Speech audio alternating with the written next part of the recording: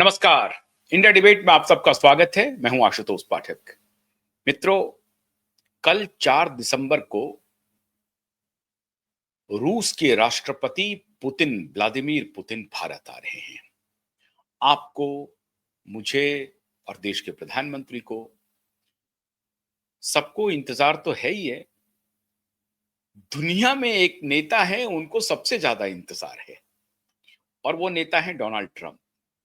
Donald Trump ये देखना चाहते हैं कि पुतिन भारत जाकर क्या कर रहा है, पुतिन भारत में कौन सा गोल खिलाने जा रहे हैं और भारत में वो किनसे किनसे मिलते हैं और भारत पुतिन के साथ मिलकर के क्या डील करता है। और अगर ऐसी कोई डील जो अमेरिका के लिए नुकसानदेह होगा, उस पर ट्रंप की नजर बनी हुई है। ट्रंप ये कभी नहीं चाहेंगे कि भारत और रूस का संबंध, व्यापारिक संबंध इतना हो जाए जो अमेरिका की आवश्यकता ही ना पड़े। क्योंकि अगर रूस और भारत का संबंध स्ट्रांग होता है, तो अभी आपने कुछ दिन पहले देखा कि संघाई में भारत, चीन और रूस के संबंध एक साथ ऐसे लग रहे थे कि ये तीनों जो हैं आदि काल से एक हैं और अनंत काल तक साथ रहने वाले हैं। ऐसी भनक लगने लगी ट्रंप को, तो ट्रंप विचलित हुए। ट्रंप ने जो कुछ भी एक प्रकार से टैरिफ बढ़ाया था, उसे आप सैंक्शन कीजिए। मैं कई बार बोल चुका हूं, फिर मैं बोल रहा हूं कि उसे आप एक सैंक्शन ही समझिए। तो ट्रंप ने जो भारत के खिलाफ सैंक्शन लगाया, उस सैंक्शन का पिछले 2-3 महीने में कोई असर नहीं हुआ। जो लास्ट तिमाही के आर्थिक आंकड़े आए हैं, उसमें तो भारत की अर्थव्यवस्था रॉक कर रही है। 8% की दर से भारतीय अर्थव्यवस्था आगे बढ़ रही है और जो अनुमान है वो 7 6.9 7 पॉइंट कुछ इसका अनुमान है। इसके ऊपर ही रहेगी भारत की अर्थव्यवस्था। मतलब अमेरिकी सैंक्शन का भारत की अर्थव्यवस्था पर कोई असर नहीं पड़ा। ये कयास लगाए जा रहे थे कि भारत की अर्थव्यवस्था चरमरा जाएगी। ट्रंप ये सोच रहे थे कि हमने सैंक्शन लगाया नहीं कि भारत की कमर टूट जाएगी। कमर भारत की टूटी नहीं, बल्कि और कमर मजबूत हो गई और भारत अपने पैर पैर पे खड़ा हो गया। और मोदी ने एक और चाल चली। मोदी ने कोई अपने तरफ से कोई पहल नहीं की कि आप अगर हमारे खिलाफ इस तरह का निर्णय ले रहे हैं तो मैं आपको फोन करूं, मैं आपके सामने गिड़गिड़ाऊं कि नहीं नहीं ट्रंप साहब ऐसा मत कीजिए, मेरा ख्याल रखिए। ये सब कुछ नहीं हुआ। आपने कर दिया आपकी बला से। हम अपने रास्ते निकल पड़े और हमने अपना एक नया गठजोड़ बनाया और ग्लोबल साउथ को भी अपने साथ जोड़ लिया। साउथ अफ्रीका हम पहुंचे। जब आपको आना था आप नहीं आए, लेकिन हम पहुंच गए और आप पहुंच करके वहां पे पूरे साउथ अफ्रीकन कंट्रीज का दिल जीत लिया। वहां ऑस्ट्रेलिया भी मौजूद थे, वहां इटली भी मौजूद था, वहां कनाडा भी मौजूद था। तो ये सारे देश भी आपके साथ हो लिए। ठीक है, अमेरिका को आना था, नहीं आए, कोई बात नहीं है। इधर चीन, जापान और रसिया, इनके साथ बड़े अच्छे संबंध हो गए। तो अब ट्रंप साहब बहुत घबरा गए। अब उनको लगना लगा कि नहीं नहीं, अब जरा मोदी की थोड़ी सराहना कर दी जाए, मोदी को थोड़ा सहलाया जाए, मोदी को पुचकारा जाए। तो क्या किया उन्होंने? मोदी का बर्थडे आ रहा था तो बर्थडे पे बधाई दी। खैर चलिए, बर्थडे भी बीत गया। उसके बाद भी कहा कि मेरे मित्र हैं नरेंद्र मोदी, बड़े अच्छे नेता हैं, दुनिया बड़ी इज्जत करती है उनकी, ये सब भी कहा। लेकिन उस सबसे भी बात नहीं बनी और भारत ने भी अपने को थोड़ा सा टोन डाउन किया। इस बीच में एक डेवलपमेंट हुई जो आपने देखा कि रसिया से जो भारत की एक निजी कंपनी तेल खरीदती थी, उन्होंने 1 दिसंबर तक तेल नहीं खरीदने का एक प्रकार से फैसला किया है। उससे थोड़ा उनके अहंकार को तुष्ट किया गया। लेकिन 4 दिसंबर की जो पुतिन की यात्रा है, आज 2 पक्ष पर मैं आपको आपका ध्यान आकृष्ट करूंगा और आपको संभवतः ये दोनों जानकारी अच्छी लगेगी। 4 दिसंबर को जो पुतिन की यात्रा हो रही है, उससे डोनाल्ड ट्रंप बेहद परेशान है।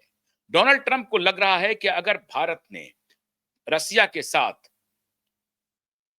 डिफेंस डील कर लिया बहुत बड़ा वाला, तो हमारी क्या हालत होगी। क्योंकि वो अपने तरीके से दबाव बना रही है, अमेरिका बना रहा है भारत के ऊपर कि एक तो रसिया से दूरी बनाए और हमसे डिफेंस की डील करें, जो F-35 है या और अन्य जो चीजें हैं वो उनसे खरीदा जाए। इसके अलावा भी और डील पर वो प्रेशराइज कर रहे हैं, लेकिन भारत उसके लिए तैयार नहीं हो रहा है। तो उनकी नजर यह है कि भारत और रसिया कौन-कौन सा डील फाइनलाइज करता है और उस डील का अमेरिका पर असर क्या होगा? क्या भारत को अगर 2 तरीके से अमेरिका के ऊपर डिपेंडेंसी है, जो एक सॉफ्ट पावर के रूप में आप देखते हैं आईटी के क्षेत्र में, और उसके लिए भी भारत धीरे-धीरे खुद के पैर पर खड़ा होने की पॉलिसी बना ली और उस पर बहुत तेजी से काम भी चल रहा है। तो डोनाल्ड ट्रंप को यह लग रहा है कि अगर भारत ने अभी तो मान गया है कि वहां से हम तेल नहीं खरीदेंगे, लेकिन अगर आने वाले दिनों में तेल का प्रस्ताव आ गया और सस्ता कर दिया तेल, तो भारत उसकी अनदेखी नहीं कर पाएगा। तो फिर हमें तेल को सस्ता करना पड़ेगा और फिर अगर हम तेल को सस्ता करेंगे तो उसका फिर कास्केडिंग इफेक्ट होगा हमारी इकोनॉमी पर। तो ये दोनों एक प्रकार से क्लिफ हैंगर जिसको कहते हैं, वो फंस गए हैं। डोनाल्ड ट्रंप अब बुरी तरह से फंस गए हैं। तो डोनाल्ड ट्रंप इधर रसिया भारत का दौरा कर रहा है, मतलब पुतिन आ रहे हैं भारत, उधर उन्होंने अनाउंस कर दिया कि हम भी चीन जाएंगे साहब, जिनपिंग साहब से मिलने के लिए। तो अप्रैल महीने में उन्होंने अपना दौरा लगा दिया चाइना का। कोई बात नहीं है, चिढ़ाने की बात हो सकती है भारत को, लेकिन उससे कुछ होने वाला नहीं है।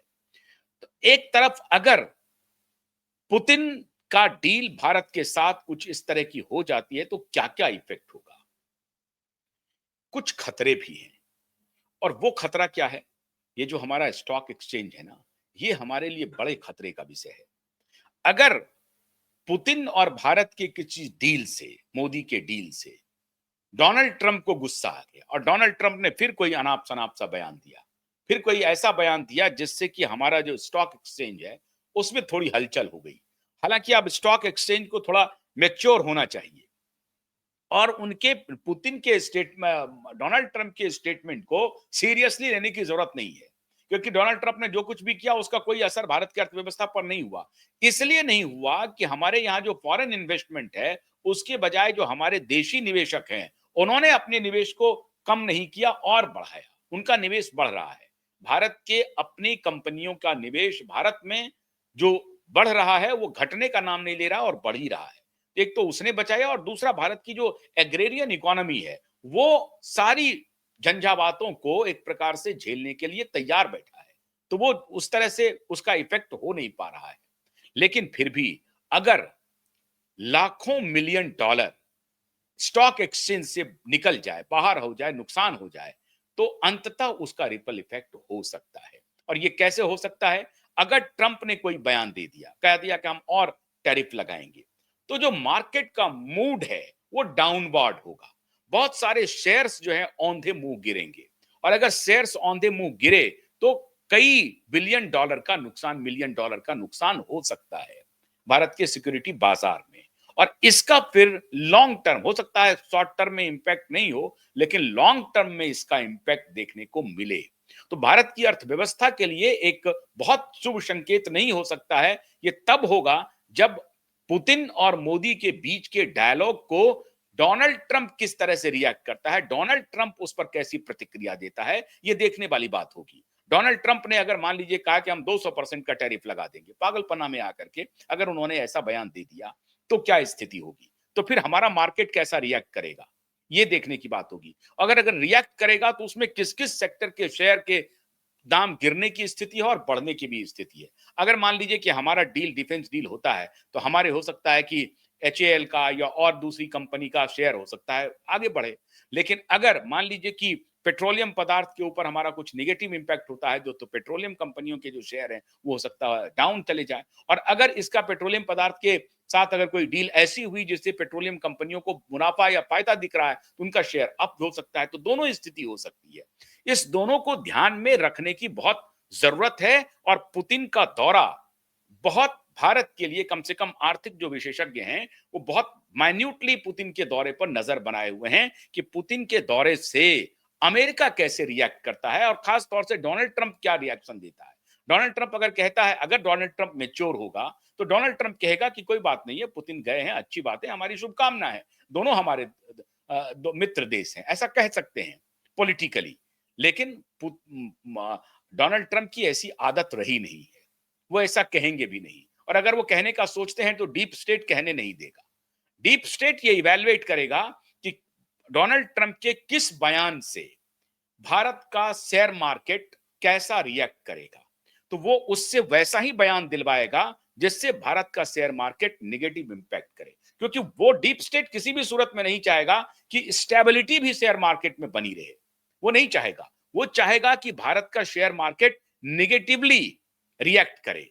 वो पॉजिटिव रिएक्शन तो वो उसमें हो ही नहीं और स्टेबल भी नहीं रहे। ऐसा नहीं कि ना नेगेटिव हो ना पॉजिटिव हो, स्टेबल रहे। ऐसा भी नहीं चाहेगा डीप स्टेट। डीप स्टेट की हमेशा इच्छा ये होगी कि उनके तरफ से कुछ ऐसा बयान आए जिससे भारत का शेयर बाजार नेगेटिव रिएक्शन में जाए। नेगेटिव रिएक्शन का मतलब है शेयर के भाव औंधे मुंह गिरे, उनका निफ्टी या मुंबई स्टॉक एक्सचेंज वो नीचे जाए और बहुत सारे शेयर धारकों को नुकसान हो, कंपनियों को नुकसान हो, मिलियंस और बिलियंस डॉलर का नुकसान हो। ये डीप स्टेट चाहेगा, ये उनकी चाहत होगी। लेकिन अगर एक स्मार्ट पॉलिटिशियन के रूप में डोनाल्ड ट्रंप ने अपनी मैच्योरिटी दिखाई और पुतिन और मोदी की मुलाकात को इस तरह से नहीं लिया, मतलब दुश्मनी के एंगल से नहीं लिया, तो मैं समझता हूं कि ये डोनाल्ड ट्रंप के लिए भी अच्छा होगा और भारत के लिए तो अच्छा होगा ही, बल्ले बल्ले ही होगा। अब भारत की डिप्लोमेसी ये चाहेगी कि डोनाल्ड ट्रंप के तरफ से इस तरह का कोई बयान नहीं आए। तो क्या बैक चैनल कोई कोई बातचीत इस तरह की हो रही है कि डोनाल्ड ट्रंप साहब जरा सा इस मीटिंग पर आप चुप्पी साधे रहिए, कुछ कुछ मत बोलिए। ऐसा कर सकती है। भारत का जो डिप्लोमेटिक प्रयास है वो जारी होगा निश्चित रूप से। बैक चैनल्स जो है अपने कॉकस के माध्यम से इस पर काम कर रहा होगा। आपको मालूम है कि अमेरिका में एक कॉकस होता है, अमेरिका में एक लॉबिंग होती है और ये बहुत ही ओपन लॉबी है। तो भारत अपने कॉकस के माध्यम से जरूर कुछ ना कुछ अपनी कोशिश कर रहा होगा कि डोनाल्ड ट्रंप का रिएक्शन नेगेटिव रिएक्शन ना आए, जिससे कि हमारी बाजार पर नेगेटिव इंपैक्ट पड़े। ये तो हुई एक बात।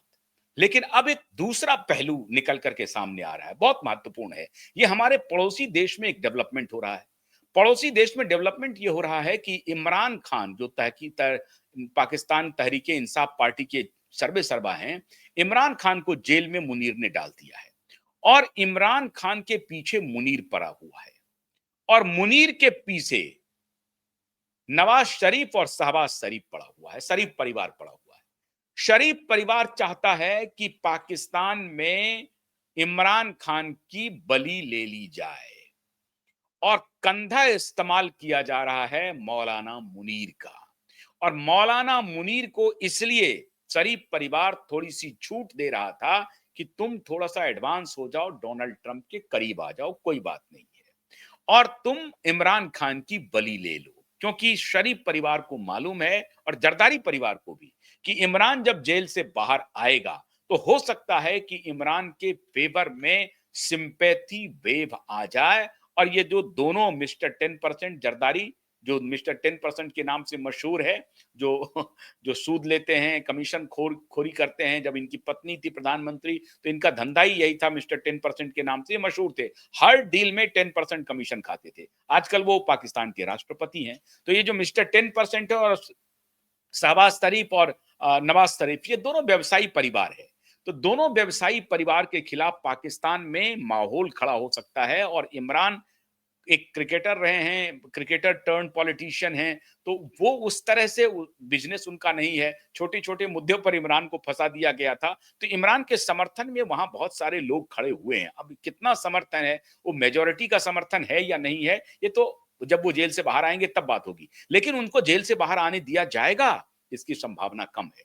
कल हालांकि इमरान की बहन से मुलाकात हुई है इमरान की अडियाला जेल में। जो अभी कयास लगाए जा रहे थे कि इमरान खान की हत्या कर दी गई है और उनको छुपा के रखा गया है क्योंकि उनको डेथ सेल में शिफ्ट कर दिया गया था। लेकिन कल जो अडियाला जेल में इमरान की बहन से इमरान की मुलाकात हुई है, उसके बाद इमरान की बहन ने ही आकर के सबके सामने कहा कि हमारे भाईजान सुरक्षित हैं, हेल्दी हैं, अभी तक ठीक है, सुरक्षित है। इसका मतलब इमरान जिंदा हैं और स्वस्थ हैं। अब कहानी ये हो रही है मित्रों कि नवाज शरीफ और शहबाज शरीफ मुनीर को ये कमिट कर चुके थे कि हम आपको ऑल पावरफुल बनाने वाले हैं। 27वां संशोधन आया, आपको मालूम है, उसके माध्यम से वो फील्ड मार्शल तो पहले ही बन चुके हैं, लेकिन अब वो सीडीएस अपॉइंट होने वाले हैं, चीफ ऑफ डिफेंस स्टाफ। और चीफ ऑफ डिफेंस स्टाफ का मतलब है कि वो समझिए प्रधानमंत्री राष्ट्रपति को भी सरपास कर पा जाएंगे, क्योंकि उनके पास न्यूक्लियर न्यूक्लियर बटन आ जाएगा। उसकी सारी जिम्मेदारी उनके पास आ जाएगी, उसका अधिकार आ जाएगा, कुछ भी वो कर सकते हैं। और बहुत सारे अधिकार उनके फेवर, जो कॉन्स्टिट्यूशनल अधिकार हैं, वो उनको मिलने वाले हैं। मिलने वाला ही था जो जो अमेंडमेंट हुआ था उसके ऊपर सिग्नेचर करना था शहबाज शरीफ को, लेकिन शहबाज शरीफ बहाना बना करके भाग गया। कहां भागा? इंग्लैंड चले गया, फिर वहां से वापस लौट के आया।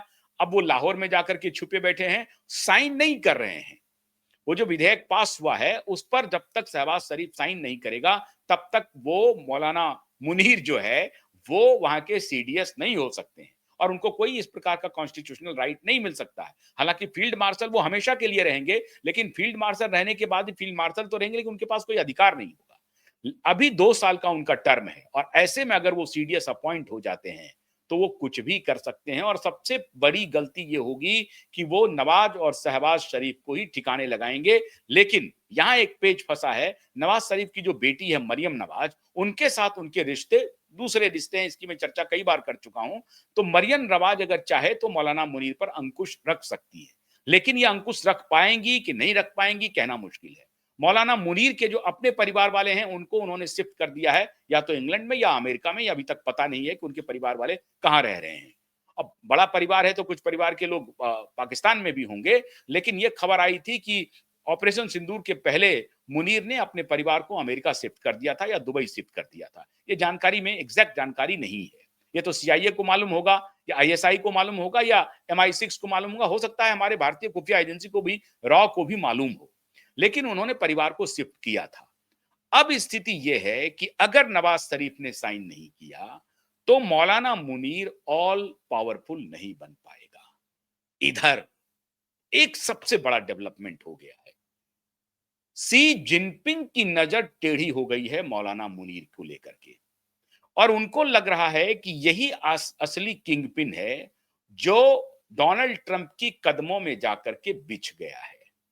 ये उससे सौदा कर रहा है अपनी क्रिप्टो के बारे में और भी तमाम तरह के फायदे लेना चाह रहा होगा जो अब से पहले तक पाकिस्तानी जनरल लेता रहा है। अमेरिका से फायदा लेता रहा, चाइना से लेता रहा, इंग्लैंड से फायदा लेता रहा, अपने बीवी बच्चों को पढ़ाने का, लिखाने का, उसको उसकी परवरिश करने का, ये पूरा माल सबाब खाने का धंधा ये करता रहा है अमेरिकी जनरल। तो अब जिनपिंग को लग रहा है कि क्या मौलाना मुनीर डोनाल्ड ट्रंप की कदमों में जाकर के बिछ गया है और इसने पाकिस्तान को गिरवी रख दिया है। यह किसी भी सूरत में चाइना नहीं बर्दाश्त करेगा। चाइना तो छोड़ दीजिए, अब व्लादिमीर पुतिन की भी नजर टेढ़ी हो गई है मौलाना मुनीर को लेकर के, क्योंकि इनको लग रहा है कि एशियन कॉन्टिनेंट में ये भारत को आंख दिखाने के लिए ये बहुत बड़ा एक्सट्रीमिस्ट है और ये बदमाशी कर रहा है। ये जो है अपना वो पूरा मिनरल्स लेकर के पहुंच गया, मिनरल्स का फोटोग्राफ लेकर के पहुंच गया और मिनरल्स का कैटलॉग बेच रहा था डोनाल्ड ट्रंप को कि साहब देखिए हमारे यहाँ ये मिनरल्स हैं मौजूद, आइए आप हमारे यहाँ इसकी खदान खुदाई शुरू कर दीजिए और सारी खदानें ले जाइए। उसमें बलूचिस्तान की जो खदानें हैं वो भी ले जाइए, बलूचिस्तान में आपका स्वागत है। ये पलक पावड़े बिछा करके मौलाना मुनीर ने कहना शुरू कर दिया और बदले में आप जो कहेंगे वो मैं करूंगा। आपको क्या करना है, आप हमें मदद कीजिए, हम भारत में आतंकवादी गतिविधियों को अंजाम देंगे। ये सब धंधा इन्होंने शुरू किया। अब चाइना को लग रहा है कि अगर पाकिस्तान में बहुत इन्वेस्टमेंट है चाइना का, उनको ये लग रहा है कि अगर हमने ये हमारे हाथ से निकल गया और ट्रंप का ये दलाल बन गया तो ये ठीक बात नहीं है। तो मुनीर को चाइना से भी चुनौती मिल रही है और अगर चाइना से चुनौती मिल रही है, भारत ने मुनीर के बारे में जरूर डिस्कस किया होगा व्लादिमीर पुतिन से, तो पुतिन की नजर भी टेढ़ी है मौलाना मुनीर को लेकर के। मौलाना मुनीर को लेकर के टेढ़ी नजर तो इमरान खान की भी है, इमरान को सता रहे हैं। इमरान इनके जान के दुश्मन है, मौलाना मुनीर भी इमरान के जान के दुश्मन है। अब एक दूसरा बवाल और मच गया, नवाज शरीफ और शहबाज शरीफ जो अभी मौलाना मुनीर के साथ अब तक खड़े थे, उन्होंने भी खुद को पीछे खींच लिया है। अब ये दबाव कहां से आया है? क्या नवाज शरीफ और शहबाज शरीफ पर सी जिनपिंग का दबाव है, व्लादिमीर पुतिन का दबाव है कि आप जिस तरह से एडवांस हो रहे हैं डोनाल्ड ट्रंप को लेकर के, ये ठीक नहीं है, आपको रहना तो हमारे ही आसपास है, आप परेशानी में पड़ जाएंगे। तो नवाज शरीफ और शहबाज शरीफ ने साइन करने से मना कर दिया, शहबाज शरीफ ने मना किया, नवाज शरीफ तो उनके बड़े भाई हैं, वो पीछे से रिमोट कंट्रोल कर रहे हैं। तो शहबाज शरीफ अभी प्रधानमंत्री हैं, साइन उन्हीं को करना है। तो अगर साइन नहीं किया है तो क्या सी जिनपिंग और व्लादिमीर पुतिन का संदेश पहुंच गया है नवाज, शहबाज और मौलाना मुनीर पर? तीनों खतरे में आ गए हैं, तीनों के तरफ इन दोनों की नजर टेढ़ी हो गई है और अगर इन दोनों की नजर टेढ़ी हो गई है तो भारत की बहुत बड़ी डिप्लोमेटिक जीत है ये। भारत की ये सबसे बड़ी डिप्लोमेटिक जीत है कि दो देश जो अभी तक उनके साथ खड़े थे, कम से कम चाइना काफी हद तक साथ खड़ा था।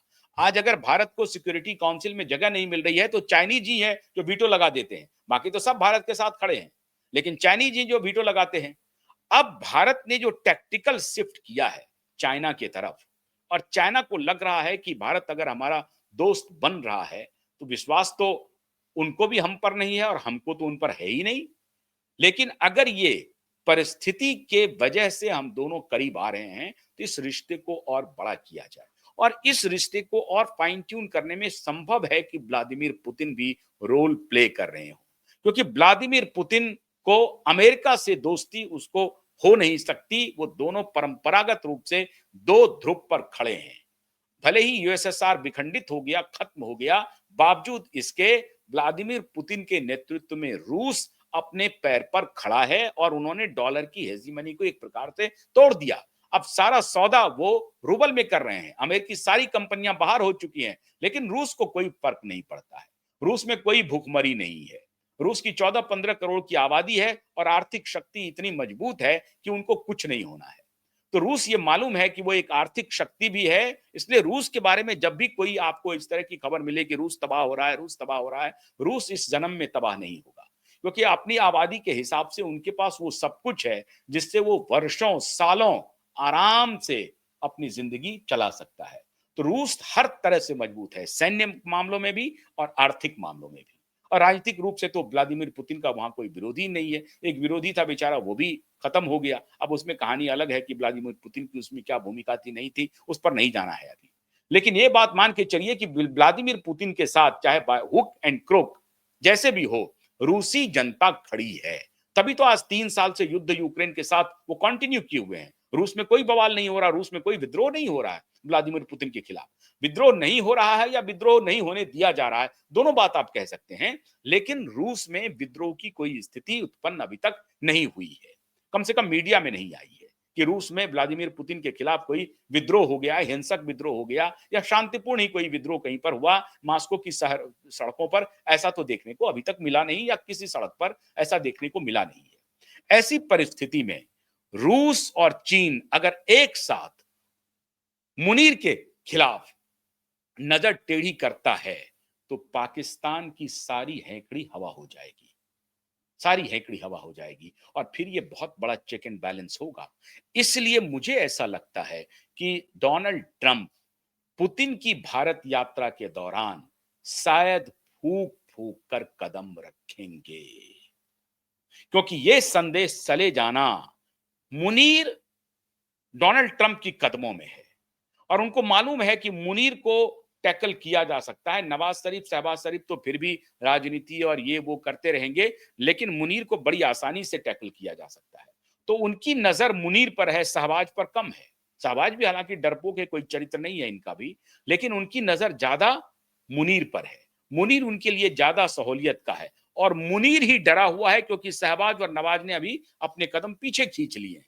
मतलब वो सीडीएस नहीं बन पा रहा है क्योंकि नवाज उस पे साइन नहीं कह रहा है, शहबाज उस पे साइन नहीं कर रहे हैं। तो डोनाल्ड ट्रंप को लग गया है कि भाई ये जो यकायक पीछे हटे हैं नवाज और शहबाज दोनों, ऐसा कैसे हुआ। तो ये आप तहकीकात करके उनकी इंटेलिजेंस उनको बताएगी, और अगर उनकी इंटेलिजेंस ने बताया कि साहब इसको देखिए चाइना और रसिया दोनों की तरफ से दबाव है, बुरे फंस गए हैं, तो हो सकता है कि डोनाल्ड ट्रंप बहुत संयमित प्रतिक्रिया दे व्लादिमीर पुतिन और मोदी की मुलाकात पर। और अगर ऐसा हुआ तो भारतीय बाजार में कुछ भी उठापटक नहीं होगा। अमेरिकी सैंक्शन के बाद भी भारतीय अर्थव्यवस्था 8% के हिसाब से ग्रोथ कर रही है, और उसमें कोई परेशानी भारत को अभी तक नहीं हुई है। ऐसी परिस्थिति में डोनाल्ड ट्रंप को यह पहले से एहसास है कि जो पहले हमने सैंक्शन किया, जो टैरिफ इंपोज किया, एक्सेसिव टैरिफ इंपोज किया, उससे भारतीय अर्थव्यवस्था पर अगर कोई असर नहीं पड़ा तो एक बार फिर दोबारा हम टैरिफ बढ़ा करके अपनी भद ही पिटवाएंगे, अपनी हंसी ही उड़ाएंगे और मजाक के पात्र बनेंगे। और एक बार डरा सकते हैं, शेर आया शेर आया शेर आया, और अगर बार बार आप ऐसा करेंगे तो आपको वो गीदड़ बना देगा। तो हो सकता है कि डोनाल्ड ट्रंप अभी जो चेक एंड बैलेंस चल रहा है मुनीर को लेकर के, क्योंकि मुनीर उनका ट्रम्प कार्ड अभी लग रहा था कि भारत को डराने के लिए कहीं फिर बम ब्लास्ट करवा देंगे, कहीं ये करवा देंगे, कहीं वो करवा देंगे। और जैसा कि वो किया उन्होंने उन्होंने किया, लाल किला ब्लास्ट हो गया। तो वो जो उनकी इच्छा है वो तो वो कर रहे हैं। बावजूद भारत कहीं विचलित नहीं हो रहा है और भारत का जो अपना जियोपॉलिटिक्स है, अपनी जो समझ है कूटनीति की, उस पर बहुत खरे उतर रही है। ग्लोबल साउथ को भी साध लिया, रसिया को साधने जा रहे हैं, चाइना के साथ संबंध अभी धीरे-धीरे अगर बढ़ नहीं रहा है तो घट भी नहीं रहा है, स्टैग्नेंट है। और स्टेलमेट और स्टैग्नेंट नहीं कहें, स्थिर है संबंध, ना तो घट रहा है ना बहुत तेजी से बढ़ रहा है। और अगर कोई संबंध में सुधार की या संबंध में बदलाव की होगी आपको संकेत मिलेंगे तो वो बढ़ने की तरफ मिलेंगे। चाइना और भारत के संबंध बढ़ेंगे, अच्छे होंगे, सुदृढ़ होंगे, घटेंगे नहीं, टूटेंगे नहीं। अभी की स्थिति तो यही है। तो डोनाल्ड ट्रंप के लिए बहुत फूंक-फूंक करके कदम रखने का वक्त है। इसीलिए हम उम्मीद करते हैं कि डोनाल्ड ट्रंप व्लादिमीर पुतिन और मोदी की मुलाकात पर संयमित रिएक्शन देंगे, क्योंकि चाइना और रसिया दोनों ने चेक दे दिया है और इस चेक को अमेरिका समझ रहा है। तो आने वाले दिनों में लेकिन भारत को सतर्क होकर चलना है, भारत के बाजार को भी सतर्क होकर चलना है कि डोनाल्ड ट्रंप के किसी बयान पर आप पागल ना हो जाएं और आप औंधे मुंह फटाफट फटाफट आपका शेयर न गिरने लगे। तो इसके लिए भी आपको सचेत रहना है। देखते हैं आगे होता है क्या। 4 तारीख की पहले से शुभकामना मोदी और पुतिन की मुलाकात की। बहुत बहुत शुक्रिया। नमस्कार।